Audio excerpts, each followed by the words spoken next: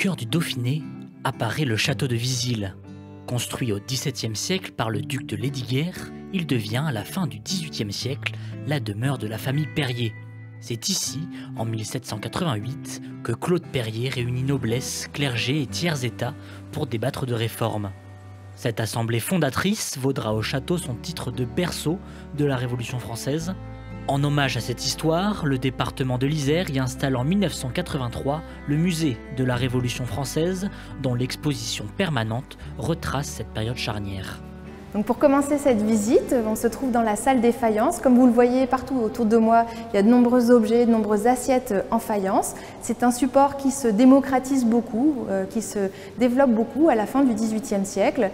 Et sur ces assiettes, on va pouvoir représenter non pas des événements, des faits historiques, mais plutôt de grandes idées, des mouvements d'humeur. Et c'est ainsi que l'on peut connaître un peu l'état d'esprit des Français à la veille de la Révolution française. Avant 1789, les assiettes décorées représentent les trois ordres, la bêche pour le tiers-état, l'épée pour la noblesse et la crosse pour le clergé, tous réunis sous la couronne royale. Mais après 1792 et la chute de la monarchie, ces symboles disparaissent au profit de nouveaux motifs, la nation et les idéaux républicains, liberté, égalité, fraternité, force et raison. La Révolution française va évidemment faire couler beaucoup d'encre en France, en Europe, à travers le monde. Elle va beaucoup inspirer les artistes tout au long du XIXe siècle, notamment les romantiques, mais encore à la fin du XIXe siècle, portés par un contexte très patriotique. Des peintres vont vraiment s'emparer de ce contexte pour aller puiser dans le répertoire d'histoire de la Révolution française et mettre en forme des images aux couleurs nationales.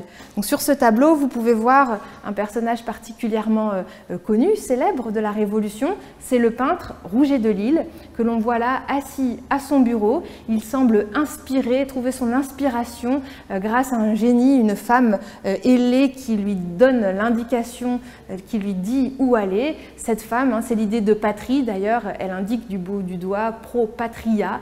Et cette femme donne ainsi de l'inspiration à Rouget de Lisle pour qu'il compose son fameux chant pour accompagner les soldats qui allaient rejoindre l'armée du Rhin, en particulier les soldats de la région de Marseille, ce qui lui vaudra son nom quelques années plus tard, la Marseillaise. Et comme on le sait tous, c'est dans ces années, dans les années 1880, que la Marseillaise, ce chant révolutionnaire, est finalement devenu l'hymne national de la France.